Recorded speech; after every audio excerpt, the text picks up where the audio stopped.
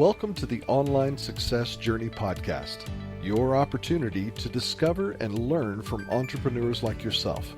This is not your typical podcast, but a place where you can get the real story and find out how real people encounter speed bumps and detours, but journey through to find success. Now here's your host for the Online Success Journey Podcast, Patience. Welcome to Online Success Journey. This is episode 368. We have a wonderful guest for you today, so make sure you click to subscribe right now and ensure you'll never miss a journey. Joining us today is Patrick Thean, entrepreneur, speaker, CEO, coach, author, and co-founder of Rhythmic Systems. He's focused on helping CEOs and their teams experience breakthroughs to achieve their dreams and goals. Hello, Patrick. Hi, Patience. Thank you for having me on your show. It's awesome to be here. Thank you for coming. My audience are so excited to hear about your story. So start by telling us one thing we are going to learn from you today that will help us on our journey to success. I'd say one thing you'll learn from me today is how to achieve breakthroughs. That's what you can learn from me today. I can't wait to hear more. Let's get started with the basics. Can you tell my audience a little bit about your background, about what you did before you started your business? Sure. So my name's Patrick, and I am a serial entrepreneur. This is my third company. What a little bit about me is that my very first company, I was in the 90s, and I ran it from zero to about 25 million sales in about 7 years, and we sold the company successfully. We were 151 on the Inc. 500. Back then, it was the Inc. 500, not the Inc. 5000 as you have it today. And during that time, I would say that from the outside looking in, we looked very successful. We were growing very fast. We're growing at almost 100% a year. And then from the inside looking out, though, it was terrifying. We were going from one crisis to another. We survived one, we get another. And then somehow we just survived enough. And my team and I learned quick enough that we survived and were successful.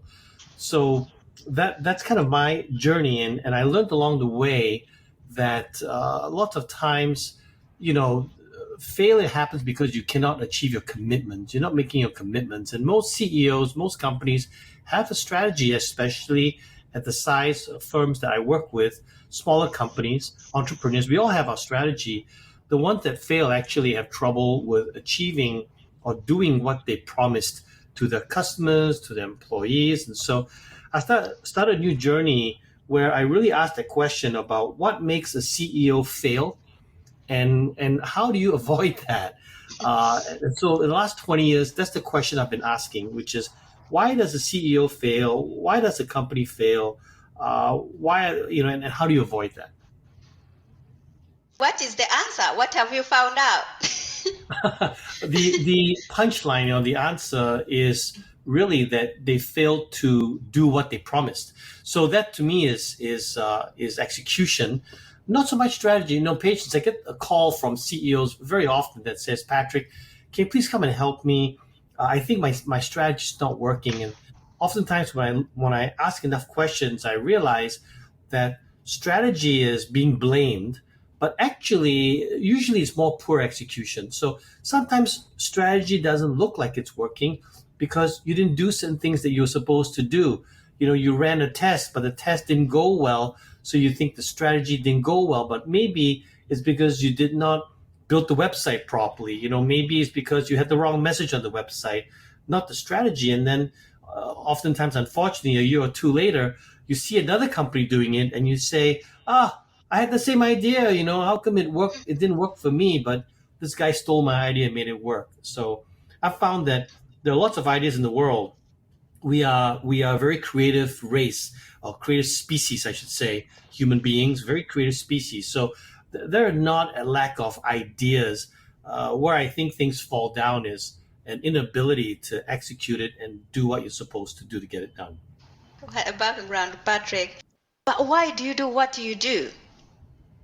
I do what I do because my first journey was painfully successful. And I felt like we were very fortunate to be successful. And then after I sold my company, a lot of entrepreneurs came out and asked me to help them. I began to realize that, maybe I wasn't as dumb as I thought I was. Well, I saw that they were having some of the same problems, so I realized that they're making similar mistakes, and therefore, these mistakes are more prevalent. Not as That's what I mean by I wasn't as dumb as I thought I was, because I thought I was making a lot of stupid mistakes. But these mistakes happen because there's too much opportunity, and we don't know how to say no to certain things, and we overeat from the buffet of opportunity. So I began to realize that, and then as I helped a couple of my friends change their behavior and succeed, I began to realize I was very fortunate. Really, I began to realize that this is really my calling. This is really my passion to wake up every day and figure out which CEO and which company am I going to help today to help them avoid failure, but instead succeed, avoid the pain of making mistakes, and getting the joy of achieving their dreams. So that's why I do what I do. Thank you. Let's put man aside. How do you know you are successful? How do you know that you're successful?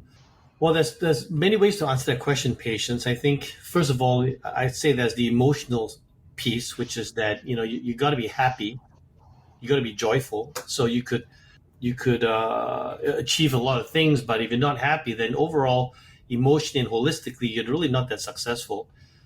But if I answer your question a little bit differently, how do you know you're successful in the business side? I would say, first of all, you've got to set your goal properly.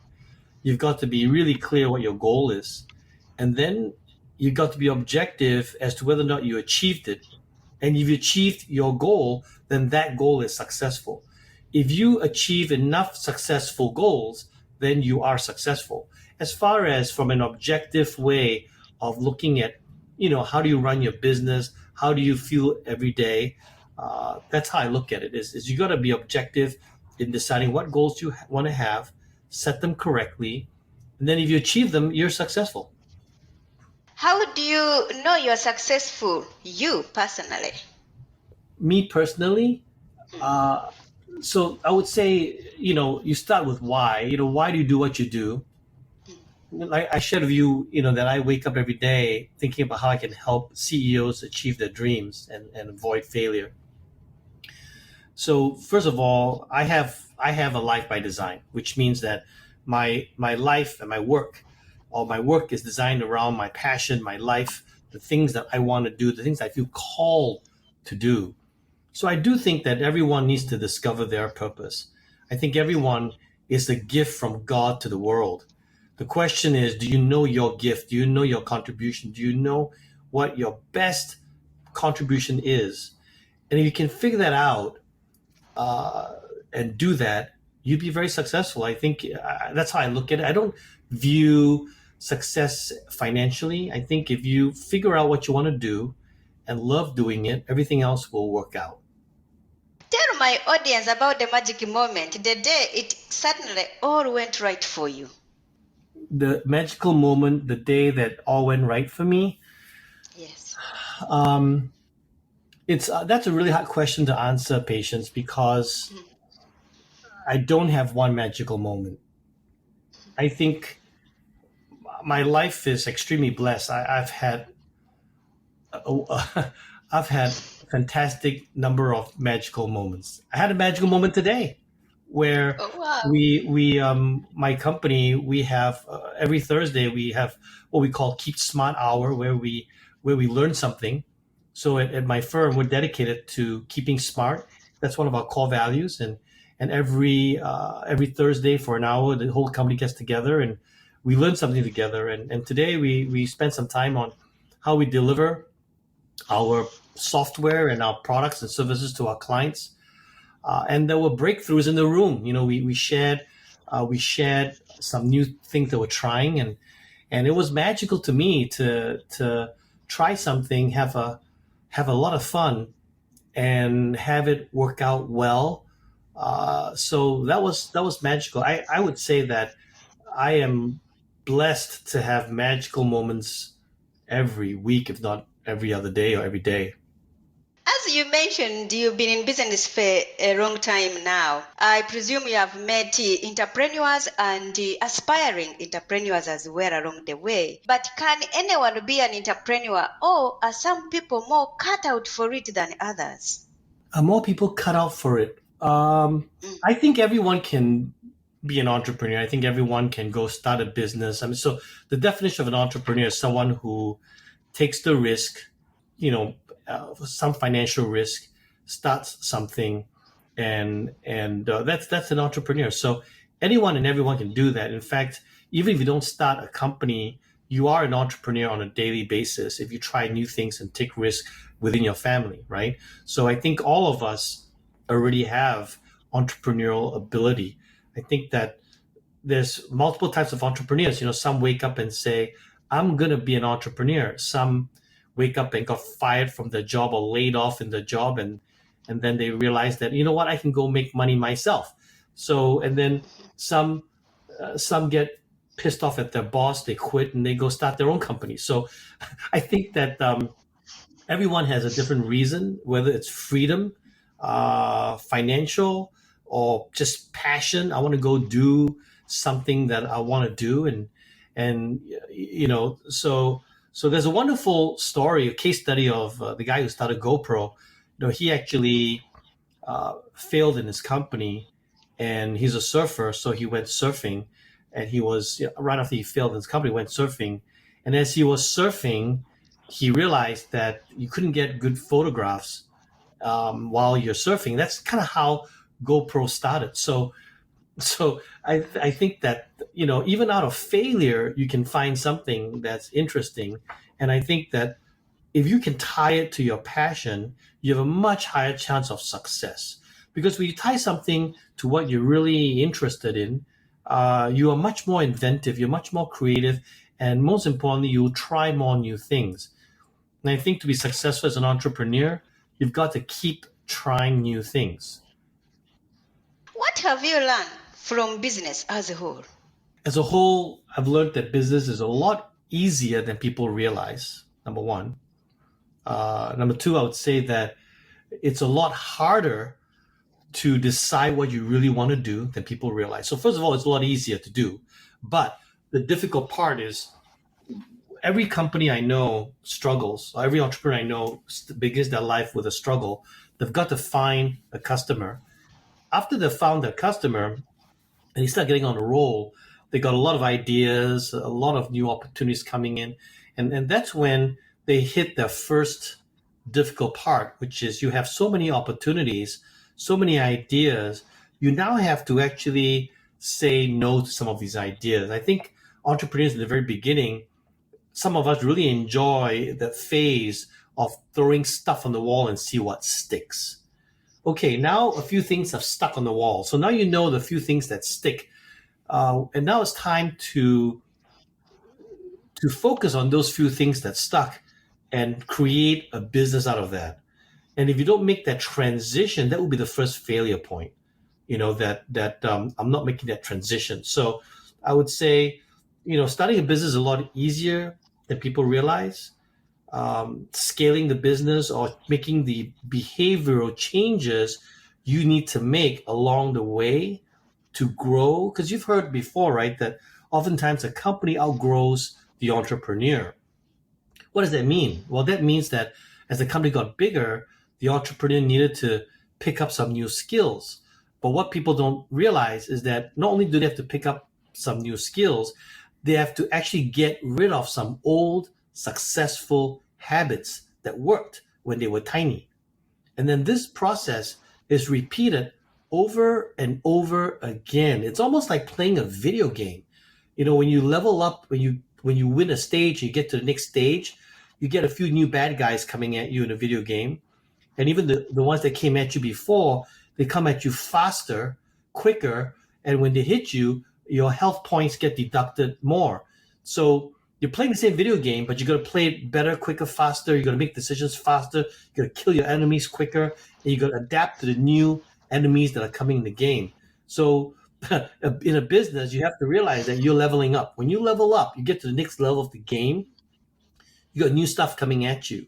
and some of your old weapons, they just don't work anymore. You gotta go discover and find the new tools and new weapons and the new habits at that next level. And then this happens again and again and again. And if you want to not have your company outgrow you, you've got to be a lifelong learner that continues to be curious and excited about that next stage. How can someone, as we all know, what happened in 2020, many companies got affected and a few people lost their 9 to 5 jobs, and now others are moving online. How can they move online swiftly and not overeat on a buffet of opportunities? Yeah. So, Patience, you're the online expert, not me.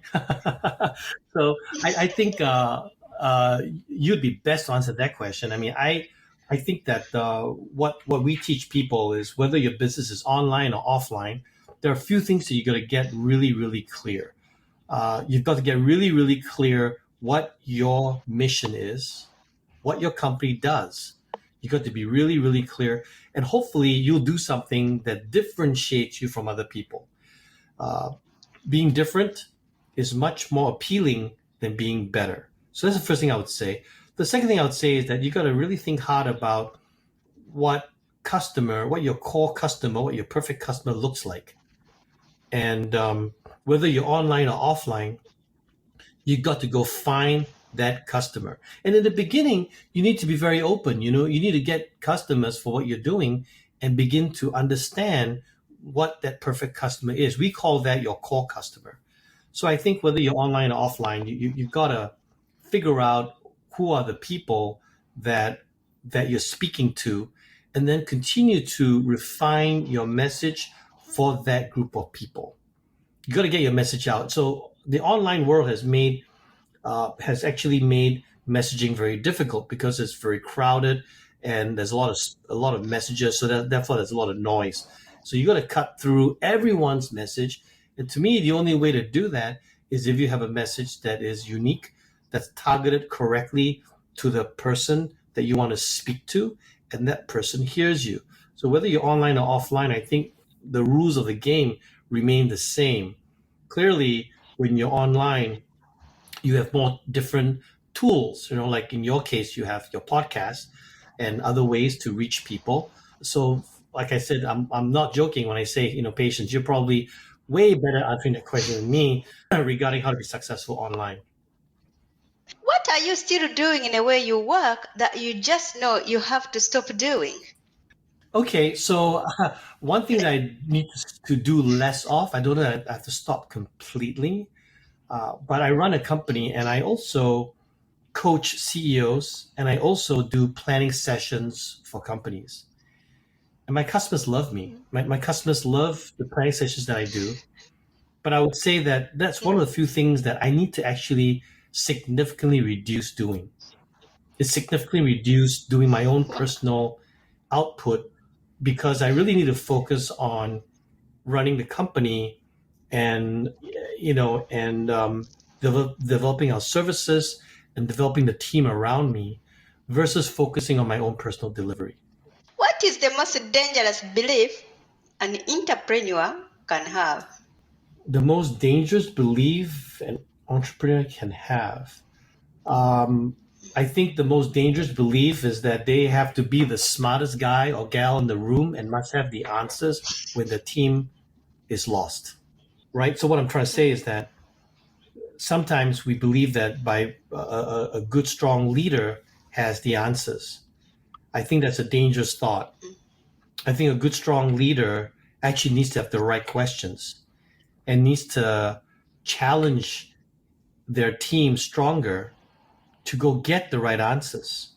An entrepreneur who believes that they have to go get the answer and be the one that brings home the prize every day to the company is a non-scalable entrepreneur and would actually over time demotivate their team, right? In other words, if you're coming home every day bringing the food, you're going to demotivate the team because other people need that opportunity as well to go out there, be the hero or the heroine, and bring back the food. So That to me is the most dangerous thing, is if you believe that you have to have all the answers and the right answers. Instead, you probably want to consider being more curious and thinking about how to have more of the right questions rather than the right answers.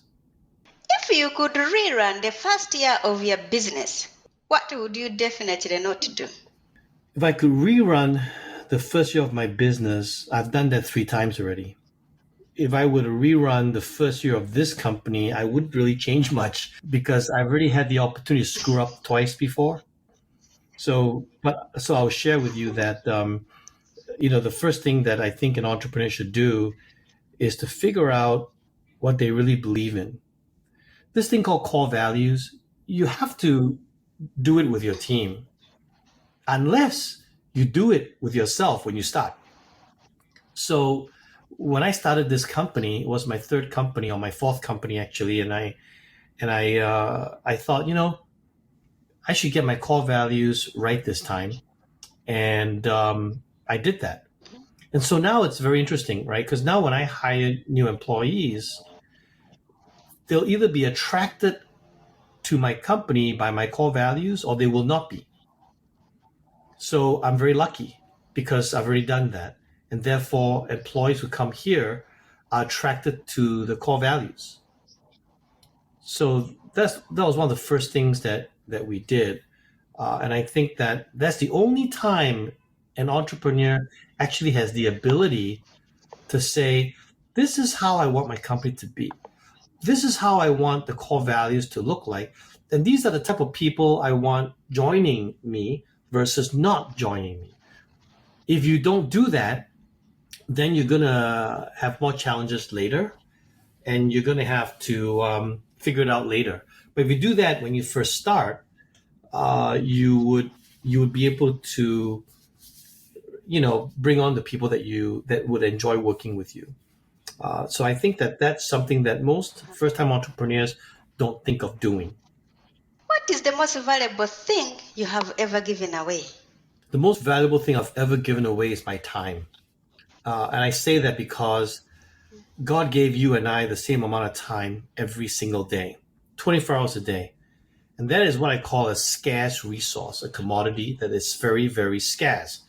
And if you waste it or give it away, it's gone. That a lot of people think that time is free. In fact, in my first company, my first go around, I used to think that too. Hey, if I can just work into the night, work harder, work faster, work better, work stronger, but also work a lot harder, many, many more hours, I can get more done. I think that for me, I came to realization that my time is truly the only scarce resource that I have.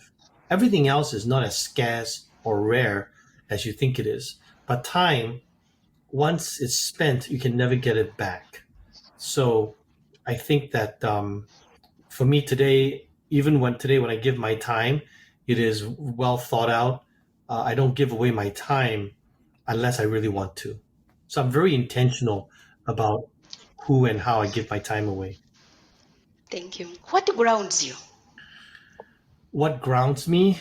Well, I believe first that I have a mission from God, so the Lord grounds me. And then my family, my wife, my kids, my children, my parents, that really grounds me. And I'm very grateful for that, the time that I have with my family, the time I have with my parents, my children, my wife, that really grounds me. What is one thing that has contributed to your success? Well, a lot of things have contributed to success here. I don't think there's a magic formula, Patience, in the sense that I don't think there's any one thing. I think that I view life and business like a marathon, not like a sprint. That's probably because I'm an old guy. So I'm in my 50s. So this is my fourth business, and I'm in my 50s. I started my career at Oracle Corporation. I spent 2 years and 9 months there. And after that, I started my first company. And since that day, I've been self-employed and building companies. So I don't know. I think it's just a magical journey, and looking forward to the great things that happen every day. I don't think there's any one thing. In your businesses, do you have a coach yourself, a mentor? Yeah, I think along my journey, along my life, I've had many coaches and a few mentors. Right now, I'm working with a coach, a leadership coach, that's helping me unlock some things within myself that I can contribute even further, things I don't maybe notice. And I do believe that, by the way. I believe that everyone should have a coach. I think that if you look at the best sports, the best athletes in the world, they all have coaches.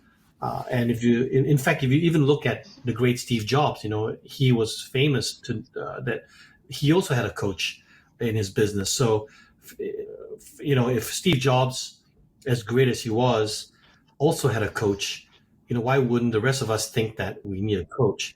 I think a coach really should, just like in for sports, the coach watches you play, watches you practice, and helps you reflect and helps you make some minor adjustments.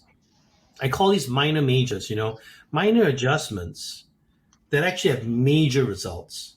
Minor adjustments that tweak you just a little bit here and there, but have major results. And that's what a good coach is for you. Someone that will listen, help you reflect, help you learn, and then maybe have one or two insights. You don't even need a lot of insights.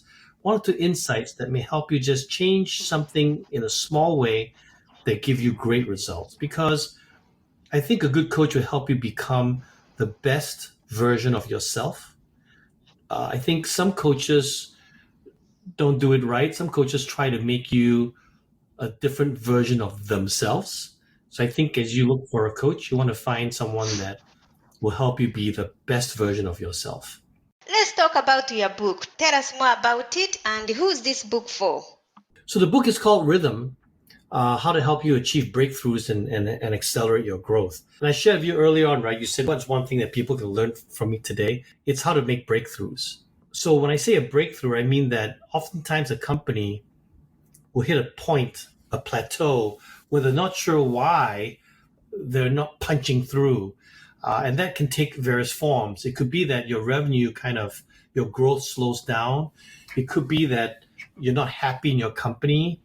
It could be a number of things that you hit what I call the seething of complexity. You're not quite sure what's going on, but you just know that you need to somehow punch through. And the breakthrough that you have or need to have could be in a number of places. We don't know where it's going to come from. So my book Rhythm will help you create a series of rhythms for yourself so that you will continually have breakthroughs.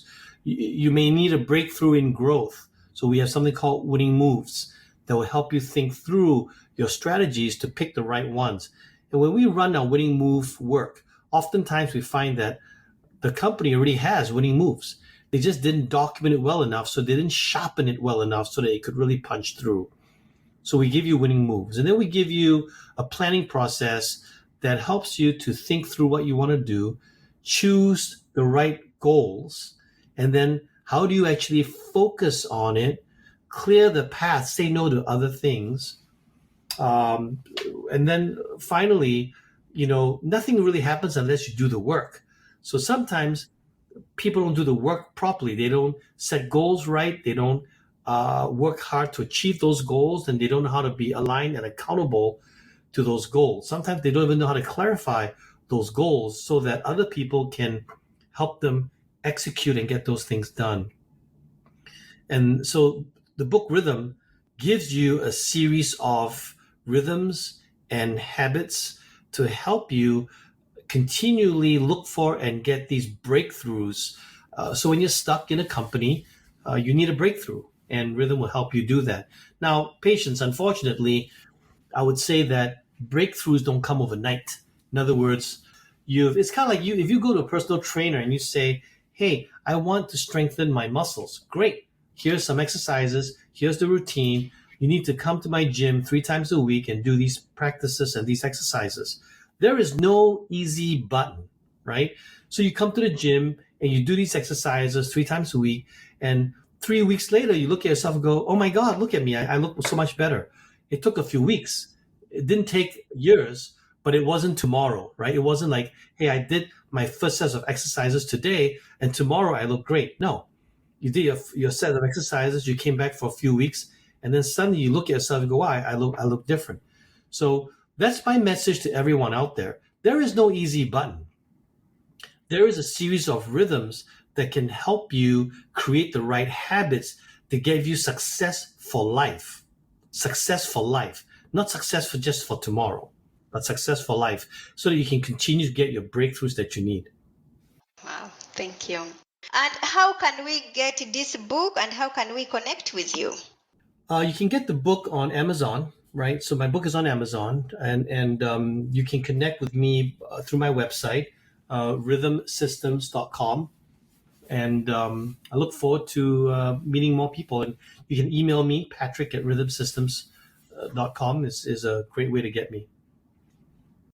Wow, thank you. There will be more from Patrick in a moment. If you are listening to this on a podcasting platform and you're encouraged by Patrick's journey, please go to our website at onlinesuccessjourney.com. In addition to the amazing free content, you can work direct with me. Check out my course, Success, How to Set Goals and Double Your Productivity, a course for achieving success in work and life, when you visit onlinesuccessjourney.com. The site has a ton of audio clips from hundreds of successful entrepreneur guests' journeys, all there to help you find the path to your own online success journey. Check it out. That's onlinesuccessjourney.com. Now, Patrick, I would love for you to share more with my audience if you're up for it. Sure. Thank you. Do you watch movies or read books? Yes and yes. I love reading books, and I think that you got to read at least 20 books a year. I think you should read a combination of business books and novels, fun stuff. So right now I'm on a journey of self-reflection. So the last book I read is called Falling Upwards by Richard Rohr, R-O-H-R is his last name. That's a great book. Talks about life and how it's a book more on, I think, psychology and thinking, but that's a great book. Thank you. If your business was down to its last $100, how would you invest it? If I only have $100 in my business, I would invest it in sales, because nothing happens until you've sold something. If you are going to keep a note to yourself in your pocket every day, what would be written on it? It would be, I guess it would be that what am I going to do today that will be, the question I'll put in my pocket. First, it'll be a question. And then the question I put in my pocket is, what does God have for me to do today? What is your next chapter? I am having a blast at doing what I'm doing today. I don't have a next chapter. I am living in the moment. I am enjoying my life. And this is an amazing journey I have. Magical. Do you feel like you succeeded or like you're only on the way? I feel that success is something that happens every single day. So I feel that I have succeeded and I am on my way. Will you ever stop? I guess when I'm dead. And I only just a citations. I say that because I'm having a blast. I don't view work and life as two separate things. You know, you're going to spend 70% of your life, your day, your waking hours at work. So for me, why go sign up for a job? Why don't you design your work around your life so that you will have a great life every single day at work? Remind us how we can connect with you once more. Yeah, rhythmsystems.com is my website. And you can email me at patrick@rhythmsystems.com as well. Patrick, it's been great to have you here to share your success journey with us.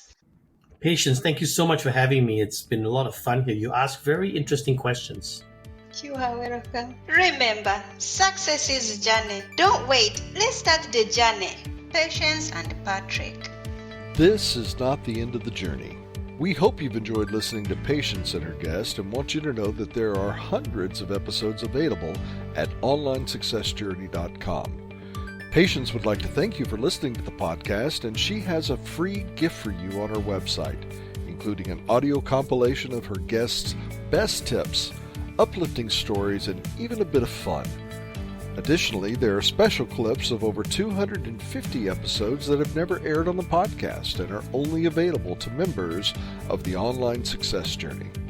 Check the website and click on Join Now to get free and instant access. Of course, you know that listening to the journeys of others helps us each chart our own path. So make sure you're subscribed on the favorite platform you have to be notified as each new interview is posted. There are so many ways to stay connected to the Online Success Journey and listen in. And if you're enjoying the podcast, we appreciate your help in telling others. One of the best ways to share the benefit you get is to rate and review the podcast at Apple Podcasts and other sites. We appreciate your help and your willingness to share the journey. One last thing. If you're feeling a bit lost or overwhelmed on your own journey, Patience can help. Check out our coaching sessions on how to set goals and double your productivity while you're at the website. Working with Patience is a great way to get back on the right path. On behalf of Patience, and until next time, thanks once more for listening. It is our hope that this podcast will guide you on your own online success journey.